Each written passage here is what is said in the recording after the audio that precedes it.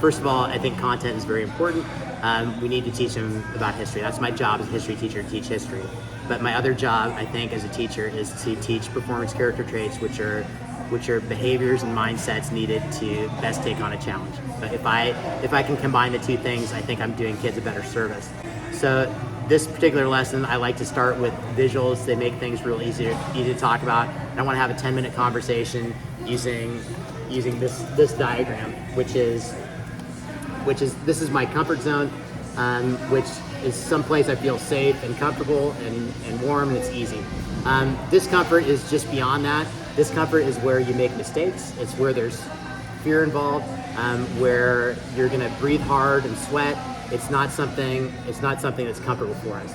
And then this says path to improvement, because my belief is that if you're going to improve and make yourself better, then you're going to have to be uncomfortable. Because kids don't want to listen to me all the time, what I'll do is I'll ask questions about this. So the first question I'll ask is, gosh, what do you think about this diagram? Is it true or not? And most of the kids will agree that it is true. If you want to improve or better yourself, you're going to have to be uncomfortable at some point, but I'll let them construct their own knowledge instead of me telling them.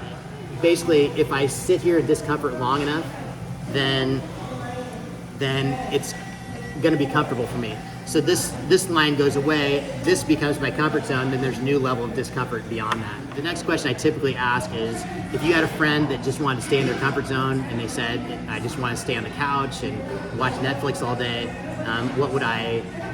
how would you convince that person to get out of their comfort zone? And they come up with their own knowledge. Some of those things are these. There's no good stories in your comfort zone. There's no good story that's like, this one time I was on my couch eating nachos. That's not an exciting story. But once you venture outside your comfort zone, now it becomes exciting. And I try to tell students, like, if you want to have good things to say on job interviews, then get outside your comfort zone.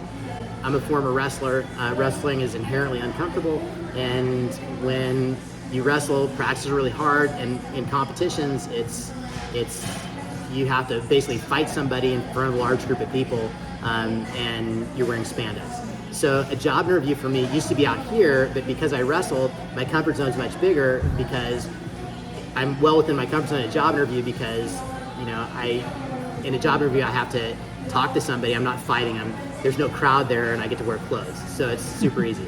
So we have this conversation for about 10 minutes about comfort zones, and kids will usually say why it's important to get out of their comfort zones. There's time to be in your comfort zone, but it's important to get outside. So they can say one thing, but I want to test them on that too. So to teach the content portion of this, I give them this open-ended project. They're working in groups of about 7 or 8, and in that group, they're going to need to do an interpretive dance of the French Revolution. It's going to be a 10-act interpretive dance. It's going to include a different music for every scene, and there are 10 scenes. And they've got to do a dance that represents these 10 most important parts or most important people of the French Revolution. So I want to test them on it.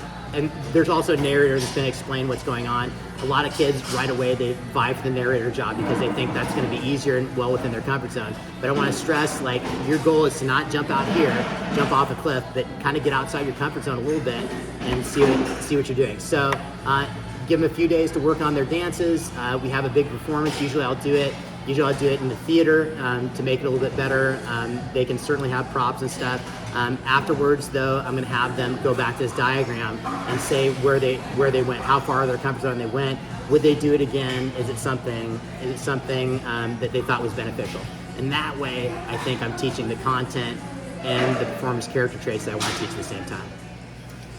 They've got to research the French Revolution, find out what the 10 most important things are, and then they've got to represent that thing through dance.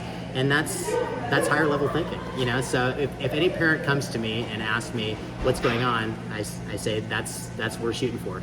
They've got to, if they're doing the Declaration of Rights of Man and Citizen, the signing of that, they've got to, during their dance, represent what that means. Not just them writing something on a piece of paper. That doesn't represent it well. They've got to represent the independence it gave different people, you know, what it did to women, those types of things too. So I want them to take a deep dive on it. There's pride.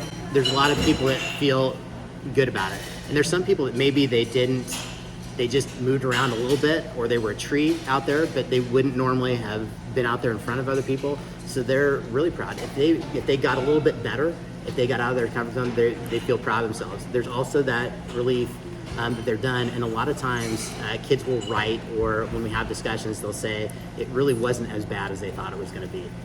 Discomfort in the short term is not a good feeling.